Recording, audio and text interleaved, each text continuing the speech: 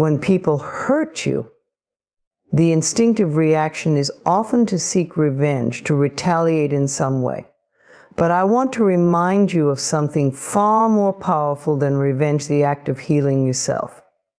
The best way to rise above the hurt caused by others is to focus on your own growth, your own peace, and your own happiness. When someone causes us pain, the immediate emotional response is often anger, frustration, or a desire for revenge. These feelings are natural, but when they linger and take root in our hearts, they transform into something far more destructive: resentment. Resentment is like a slow-acting poison, steadily corroding our peace of mind, happiness, and ability to move forward. The person who hurt us may move on with their life, but we remain stuck, bound by invisible chains of bitterness and anger. Yet we hold the key to our freedom, and that key is letting go. Letting go of resentment is not an easy task. It takes time, patience, and a conscious effort to shift our perspective. We often believe that holding on to resentment somehow protects us, that it serves as a reminder of the wrongs we've endured and prevents us from being hurt again. In reality, though, resentment does nothing to protect us. It only perpetuates our suffering. The longer we cling to it, the more we allow the past to dictate our present and future. Resentment traps us in a cycle of negative thoughts and emotions. We replay the hurtful events over and over in our minds, sometimes even magnifying them, allowing them to consume our thoughts and energy. We may dwell on what was said or done, fantasizing about how we might exact revenge or get even, but in doing so, we only relive the pain and keep it alive within us. The other person may be completely unaware of the turmoil we're experiencing, or they may no longer care. Meanwhile, we are the ones suffering, weighed down by the emotional burden of resentment. To let go of resentment, we must first acknowledge that it is not serving us. It is important to recognize that holding on to these negative feelings does nothing to change the past or the actions of others. It does not bring justice or closure. In fact, it keeps us tethered to the very people and situations that hurt us, preventing us from healing and moving on with our lives. Letting go does not mean condoning what was done to us. It does not mean that we have to forget or reconcile with the person who caused us harm. Letting go is about freeing ourselves from the emotional hold that resentment has over us. One of the first steps in releasing resentment is shifting our focus from the person who hurt us to ourselves. Instead of continually asking, "Why did this happen to me?" or "How could they do this to me?" we can begin to ask, "What do I need to heal?" This shift in perspective empowers us. It places the focus on our own healing, rather than on the actions of others over which we have no control. We cannot change the past, but we can choose how we respond to it. We can choose to reclaim our peace. Forgiveness plays a vital role in the process of letting go. However, forgiveness is often misunderstood. Many people resist the idea of forgiving because they equate it with excusing or justifying the hurtful actions of others. But forgiveness is not about the other person. It is about us. It is about releasing the heavy load of anger and bitterness that we carry. When we forgive, we are not saying that what happened was acceptable or that the person deserves our forgiveness. We are simply choosing to no longer allow their actions to dictate our emotional state.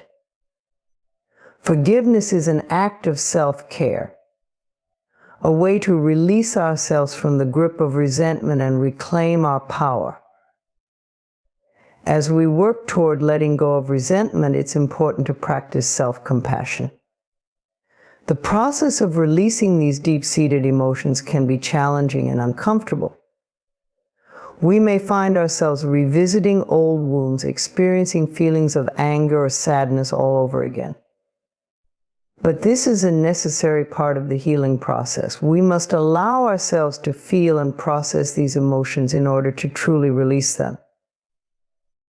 It's also helpful to remember that letting go is not a one-time event.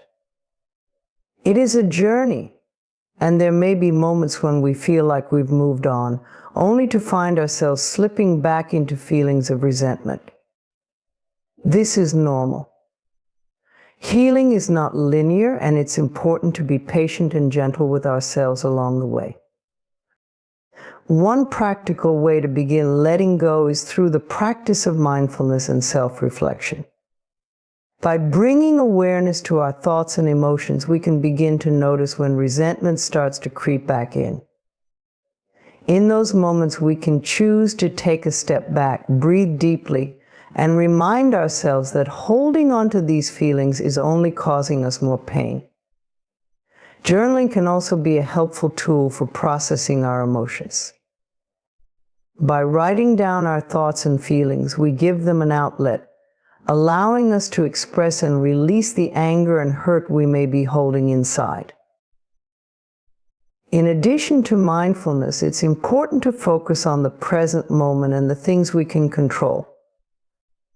We cannot change what has already happened, but we can choose how we respond moving forward. By redirecting our energy toward positive pursuits, whether it's a hobby, a personal goal, or nurturing our relationships with supportive people, we create space for healing and growth. The more we invest in our own happiness and well-being, the less power resentment has over us. Ultimately, letting go of resentment is an act of liberation. It frees us from the emotional chains that keep us tied to the past and allows us to step into a future of peace, joy, and personal empowerment. While the journey may be challenging, the reward is a sense of inner freedom that is far more valuable than holding on to bitterness. We deserve to live a life unburdened by resentment. And that freedom begins with the decision to let go. Healing yourself is a transformative process, one that goes beyond simply recovering from a specific wound or trauma. It's about embracing every part of yourself, your mind, body, and spirit, and actively working to restore balance and harmony within. Healing isn't something that happens overnight. It is a journey, and often it's not a straightforward one. It involves acknowledging your pain, accepting where you are, and then taking deliberate steps to nurture yourself back to wholeness. The first step in healing yourself is recognizing that the power to heal lies within you.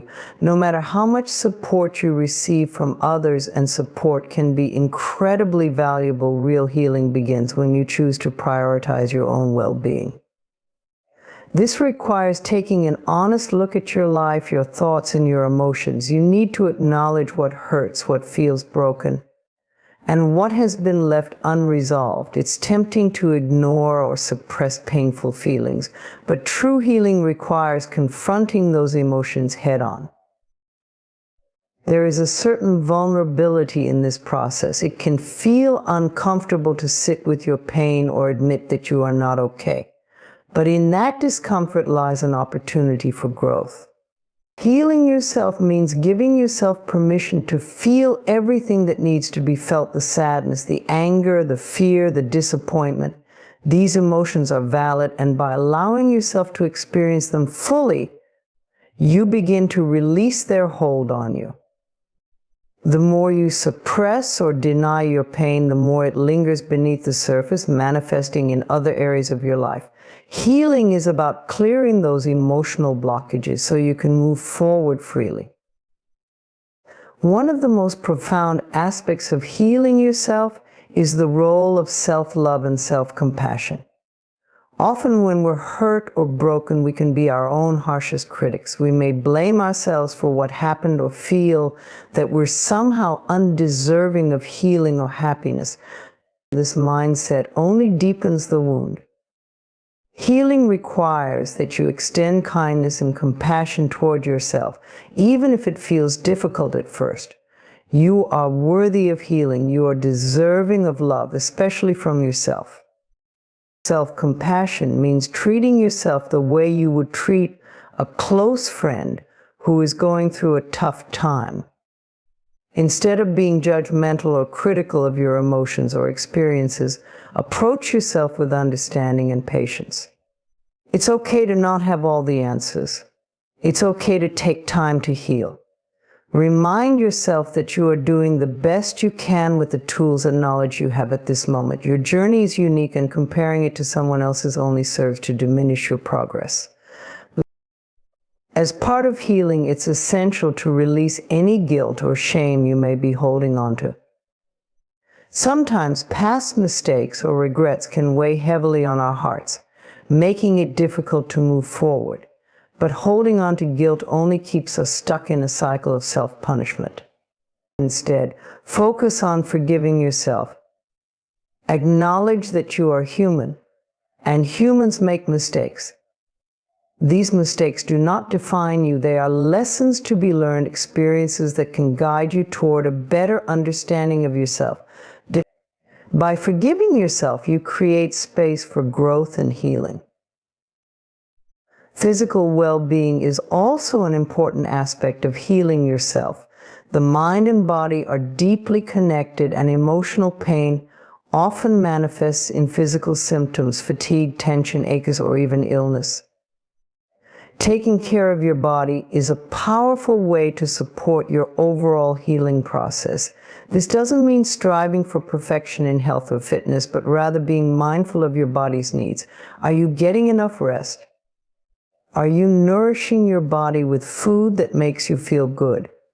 Are you moving in ways that help release tension and boost your energy? Sometimes healing yourself involves letting go of unhealthy habits or patterns that have been holding you back. This might include relationships that no longer serve you, negative thought patterns, or behaviors that harm your well-being. Letting go can be difficult because we often cling to what is familiar, even when it's not good for us. But healing is about choosing what is best for you, even if it means stepping into the unknown. Trust that by releasing what no longer serves you, you are making space for new positive experiences to enter your life. Another crucial element of healing is finding practices that nurture your mind and spirit. This can include meditation, mindfulness, journaling, or spending time in nature. These practices allow you to quiet the noise of the outside world and tune into your inner self. They help you reconnect with your true essence, reminding you of the strength, peace, and wisdom that reside within. Healing doesn't always mean fixing what's broken. Sometimes it means reconnecting with the parts of yourself that were always whole, but may have been forgotten. Support from others can also play an important role in your healing journey. Whether through friends, family, a therapist, or a support group, reaching out to others for guidance or comfort can provide the encouragement and perspective you need to move forward. However, it's essential to remember that no one else can do the healing for you. Others can offer support and love, but the work of healing must come from within. Finally, healing yourself requires patience. There will be days when you feel like you've made great progress, and other days when you feel like you're back at square one. This is normal. Healing is not a linear process, and setbacks do not mean failure. Each step, no matter how small, is a step toward greater well-being. Trust in the process and be gentle with yourself along the way. Healing yourself is an act of empowerment. It is a commitment to yourself, to your growth, to your happiness, and to your peace. By choosing to heal, you are choosing to honor your own worth and to take control of your life in a positive, meaningful way. The journey may not always be easy, but it is one of the most rewarding paths you will ever walk. Living your best life is a deeply personal and transformative experience. It's about embracing every aspect of your existence, cultivating happiness, and finding fulfillment in the way you move through the world. Your best life is not about perfection or achieving a particular status that others might define as success. Rather, it's about living authentically, being true to yourself, and making choices that align with your values, dreams, and aspirations. At its core, living your best life is an ongoing process of growth, self-discovery, and self-empowerment. The first and most important step in living your best life is understanding that it begins with you. No one else can define what your best life looks like. It's not about societal expectations or the pressure to conform to what others believe is the right path. You must look inward to discover what truly makes you happy and fulfilled. This requires self-reflection and a willingness to explore your own desires, passions, and goals. Often people spend much of their lives chasing after external markers of success, money, status, approval from others, without stopping to ask themselves if those things genuinely bring them joy. When you begin to align your life with your authentic self, you experience a sense of freedom. Living your best life isn't about checking off boxes on a societal list of accomplishments. It's about crafting a life that feels meaningful to you. This might mean pursuing a career that you're passionate about, surrounding yourself with people who uplift and inspire you, or dedicating time to activities that bring you peace and joy. It may also mean making difficult decisions to let go of situations, habits, or relationships that no longer serve your well-being. A key element of living your best life is learning to be present in the moment. So often we get caught up in worrying about the future or dwelling on the past. This prevents us from fully experiencing the beauty and opportunities that exist in the present. When you live in the moment, you allow yourself to appreciate the small joys in life, a kind conversation, a beautiful sunset, or the simple act of breathing deeply and feeling alive. Presence also fosters gratitude, and when you cultivate gratitude, you begin to see the abundance in your life rather than focusing on what's missing. Part of living your best life is learning to let go of things that do not serve you. This includes negative thought patterns, limiting beliefs, and emotional baggage from the past. It's easy to become attached to old stories about ourselves, stories that tell us we are not good enough, not deserving, or not capable of achieving our dreams. These stories may have been formed through past experiences, failures, or the opinions of others, but they are just that, stories. They are not facts, and they do not define who you are or what you are capable of. By letting go of these limiting beliefs, you create space for new possibilities to emerge. You allow yourself to rewrite the narrative of your life in a way that empowers and uplifts you. Another important aspect of living your best life is cultivating self-love and acceptance. It's crucial to recognize that you are already enough just as you are. There is no need to strive for constant improvement or to compare yourself to others in a way that diminishes your sense of worth. While personal growth is a beautiful thing, it should come from a place of love and curiosity, not from a place of feeling inadequate. When you practice self-love, you treat yourself with kindness and compassion, even in moments of failure or challenge. You honor your own needs, take care of your mental and physical health, and prioritize your well-being.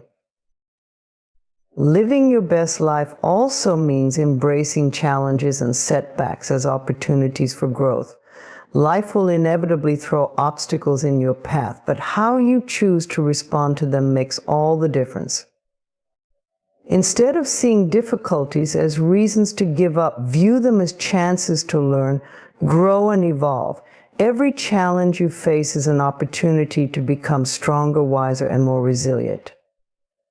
This doesn't mean that you need to always be positive or deny the difficulty of certain situations.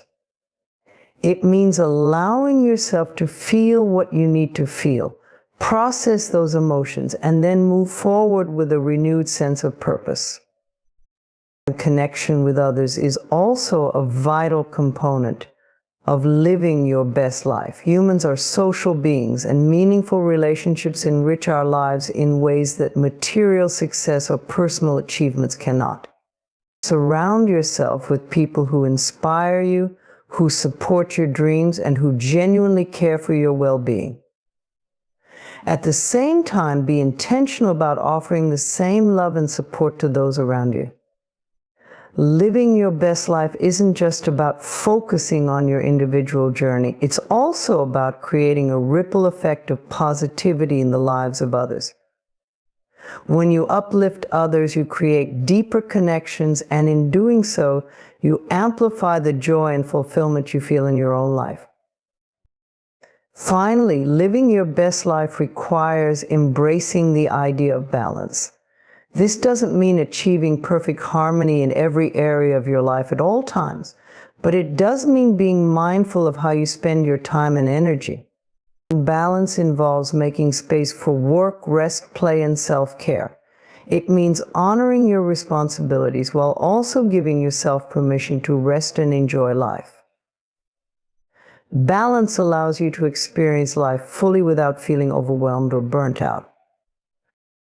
Ultimately, living your best life is about being the best version of yourself, not for anyone else, but for you.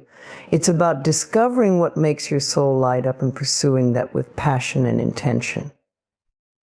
It's about creating a life that feels authentic, meaningful, and joyful regardless of external circumstances or societal expectations. This journey is unique to each individual, and it's never too late to start living your best life. All it takes is the willingness to embrace who you are, honor what truly matters to you, and make choices that align with your highest self. Forgiveness is one of the most profound and liberating acts we can offer ourselves. It's often misunderstood as a sign of weakness or as condoning the hurtful actions of others, but true forgiveness is none of these things. It is a courageous and powerful act of self-liberation. It frees you from the heavy burden of anger, resentment, and bitterness that can weigh you down, robbing you of your peace and joy. But forgiveness is not about excusing or forgetting what has happened. It's about releasing the hold that pain is over you so you can move forward with a light heart. The first step in understanding forgiveness is recognizing that it is a gift you give to yourself. When you hold on to anger and resentment, you are the one who suffers. The person who hurt you may be long gone, physically or emotionally, and yet their actions continue to affect your well-being. You replay the incident in your mind, reliving the pain, and this emotional burden becomes a barrier to your own happiness. Forgiveness allows you to release this burden and reclaim your life. It's an act of self-care, one that says, I deserve to be free from this pain. In many ways, forgiveness is a process, not a single event. It takes time to work through the emotions that come with being hurt. It's natural to feel anger, sadness, or betrayal when someone wrongs you. Forgiveness does not mean bypassing those emotions or pretending that everything is fine. Instead, it involves acknowledging your pain, allowing yourself to feel it, and then making the conscious decision to let it go. This process can be slow, and that's okay. There's no rush to forgive, but holding on to resentment for too long only prolongs your suffering. One of the biggest challenges people face when it comes to forgiveness is the belief that forgiving someone means that what they did was acceptable. But forgiveness is not about the other person, it's about you. It doesn't mean you approve of their behavior or that you're willing to let them back into your life. In some cases, it might be necessary to set boundaries to protect yourself from further harm. Forgiveness simply means that you are choosing not to allow the hurt to control your thoughts, feelings, or actions any longer. You're releasing your attachment to the pain and allowing yourself to heal. Forgiveness is also about recognizing the humanity in others. We all make mistakes, and sometimes we hurt people, even if we don't intend to. Understanding that others are fallible just like you can help shift your perspective.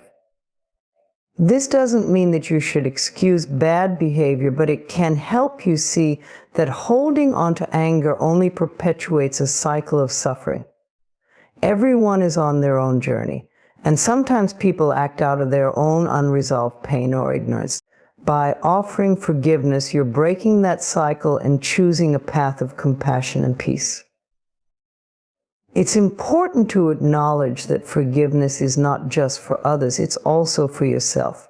Many people carry a heavy load of guilt and self-blame for things they've done in the past. This guilt can be as damaging as resentment toward others. Just as you would offer forgiveness to someone who hurt you, it's vital to offer that same grace to yourself. We all have moments where we wish we had acted differently or made better choices. But holding on to guilt only keeps you stuck in the past, unable to move forward. Self-forgiveness is an act of self-compassion.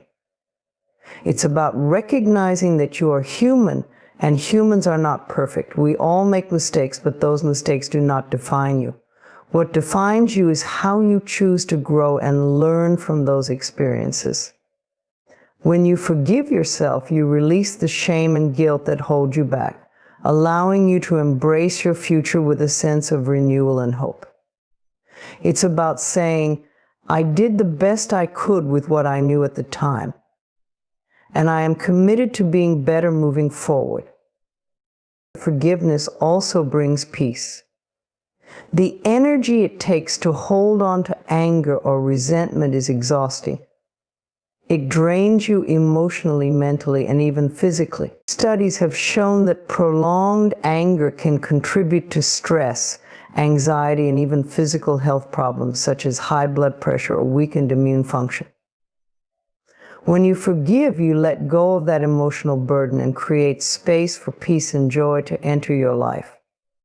You allow yourself to be present in the moment rather than being trapped in the past.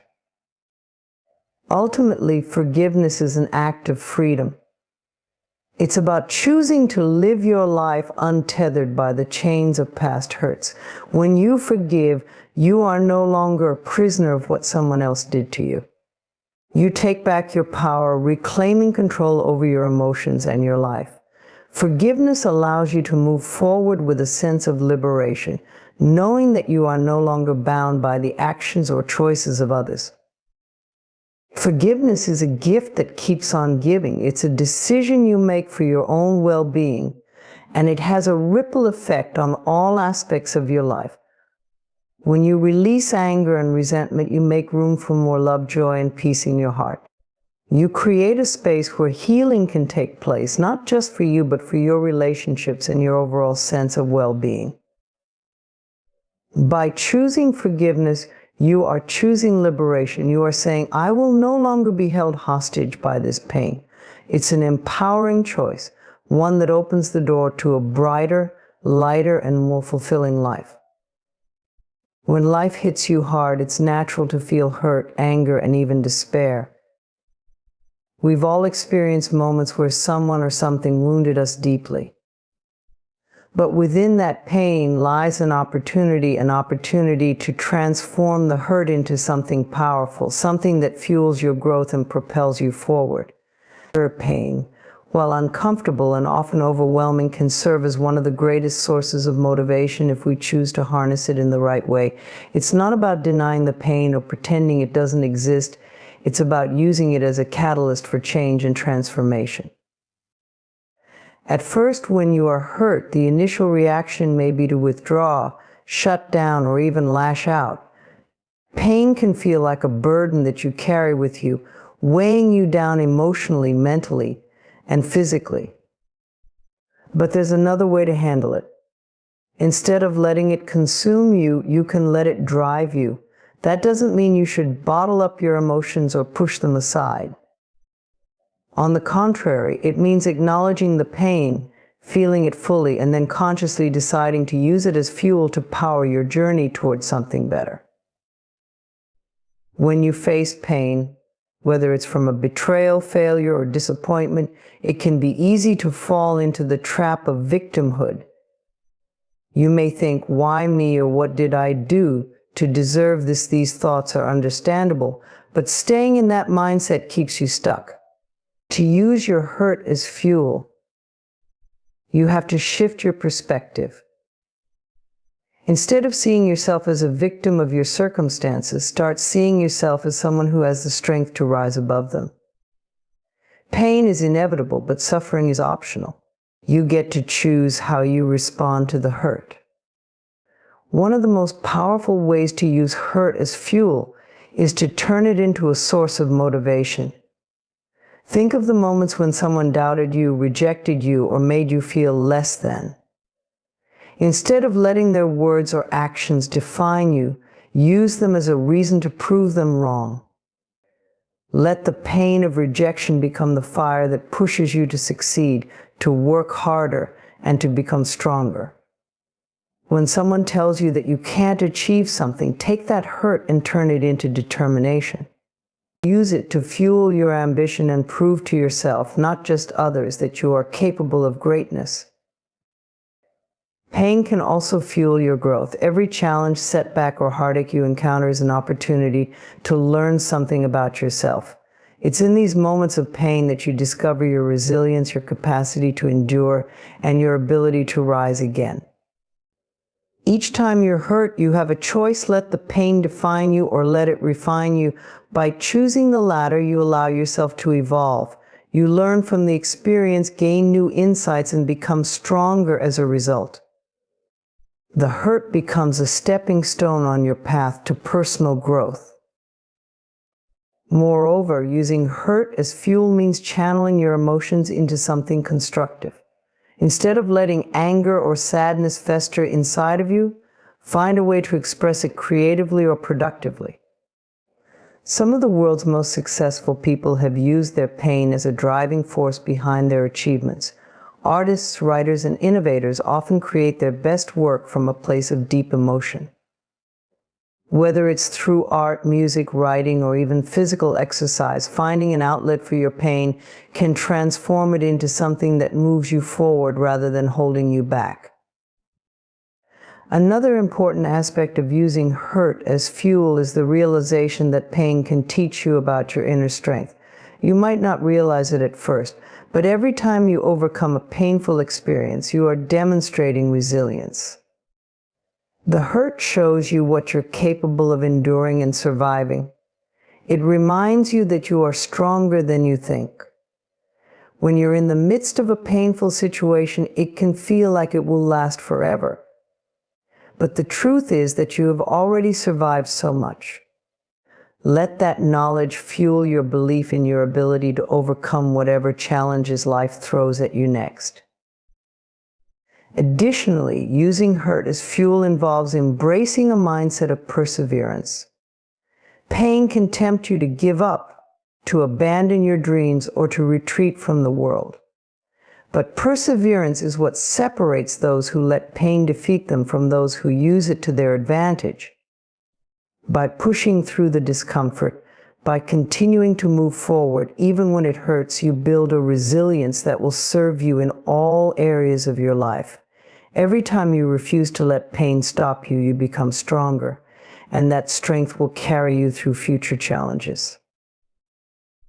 It's also important to recognize that using hurt as fuel doesn't mean ignoring your emotions. It means being aware of them and then choosing how to respond. It's about turning the energy of that pain into something productive. When you experience heartache, failure, or betrayal, ask yourself, how can I use this to better myself? What lesson can I take from this? How can this experience make me stronger, more determined, or more compassionate? Ultimately, using hurt as fuel is about empowerment. It's about reclaiming your power in the face of adversity and choosing not to be defined by your pain. Instead, you define how you will respond to it. Pain, when used correctly, can be a powerful teacher and a source of strength. It can push you to achieve things you never thought possible. It can show you what you're made of and help you build a life that is more fulfilling, meaningful, and aligned with your true self. So the next time life hurts you, remember that within that pain lies the fuel for your transformation. Don't let it hold you back. Use it to propel you forward. Embrace the pain, learn from it, and let it become the driving force behind your personal growth, your success, and your ultimate fulfillment. When we are hurt by someone, it's easy to let our emotions lead us down the path of revenge. Revenge can feel like an instinctive response, a way to even the score, to make someone feel the pain they've caused us. But the truth is, choosing revenge never truly heals the wounds we carry. It may bring a fleeting sense of satisfaction, but it also chains us to a cycle of bitterness, anger, and negativity. Revenge keeps us tethered to the very people and situations that harmed us, trapping us in a place of darkness. The alternative, and perhaps the more difficult choice, is to choose love over revenge. This doesn't mean condoning the harm done or pretending it didn't happen. Instead, it's about making a conscious decision to rise above the hurt and to choose a path that leads to healing and peace, rather than one that deepens the emotional wounds. When we choose love, we free ourselves from the toxic emotions that come with revenge. We let go of the burden of resentment, and we open our hearts to the possibility of inner peace and growth. One of the most important reasons to choose love over revenge is that revenge never truly satisfies the soul. It may offer a temporary release of anger or a fleeting sense of power, but in the long run, it often leaves us feeling emptier than before. The need for revenge feeds off of our pain, keeping the wound fresh and open. Instead of healing, we are continuously reminded of the hurt. By focusing on revenge, we remain emotionally attached to the past, unable to move forward. Choosing love, however, allows us to release the past and begin the process of healing. When you choose love, you are not only forgiving others, but also choosing to prioritize your own emotional well-being. Revenge often leads to a spiral of negativity that consumes us from within. We replay the events over and over in our minds, imagining ways to get back at the person who hurt us, but this only serves to prolong our suffering. Choosing love means letting go of the need for retribution and instead seeking a resolution that brings peace. It's about valuing your own happiness and peace of mind more than holding on to grudges. Love is transformative. When you approach a situation with love, you change not only how you feel, but also how you perceive the world. The energy of love is expansive, whereas the energy of revenge is constrictive. Love opens doors, creates opportunities for growth, and invites positivity into your life. Revenge, on the other hand, narrows your focus, trapping you in a cycle of negativity. Choosing love doesn't make you weak. It takes tremendous strength to rise above hurt and pain and choose compassion over bitterness. It's also important to recognize that revenge is a form of attachment. When we seek revenge, we remain emotionally tied to the person who wronged us. Our thoughts and actions become centered around them, which gives them control over our emotions. Choosing love, however, is a form of detachment. It allows you to release the grip that the past holds on you. When you let go of the desire for revenge, you take back your power. You reclaim control over your own emotions and choose to focus on what truly matters: your happiness, your peace, and your personal growth. Choosing love over revenge is not about being passive or allowing yourself to be mistreated. It's about setting healthy boundaries while also choosing to release the toxic emotions that come with holding a grudge. You can protect yourself, assert your needs, and still choose to let go of the desire for vengeance. Love can be firm and strong. It is not a weakness. In fact, choosing love is one of the most empowering decisions you can make because it puts your well-being first. It allows you to walk away from the hurt with your dignity and integrity intact. Love also has the power to break the cycle of harm. When we choose revenge, we often perpetuate the cycle of pain. Hurt people hurt others, and revenge only continues the chain of negativity. By choosing love, we interrupt that cycle. We stop the spread of negativity and instead create space for healing, not just for ourselves, but for others as well. Love has a ripple effect. When we choose to act with love, we inspire others to do the same. It creates a ripple of kindness, compassion, and understanding that can spread far beyond the initial hurt. At its core, choosing love over revenge is about prioritizing peace over conflict. It's about recognizing that true power lies in how we choose to respond to life's challenges, not in how we retaliate against them. Choosing love allows you to rise above the situation, to transcend the hurt, and to focus on the things that truly matter in life: your inner peace, your personal growth, and your happiness. In the end, choosing love is not about the other person or their actions. It's about you and how you want to live your life. Do you want to be consumed by bitterness and anger, or do you want to live with an open heart, free from the weight of past hurts? Choosing love doesn't erase the past, but it does free you from being defined by it. It allows you to move forward, not in spite of the pain, but because you've transformed it into something greater. The next time you find yourself faced with the choice between revenge and love, remember that choosing love is the most powerful form of healing. It is an act of strength, courage, and self-compassion. It is the key to your own liberation, and it opens the door to a life filled with peace, joy, and freedom from the past.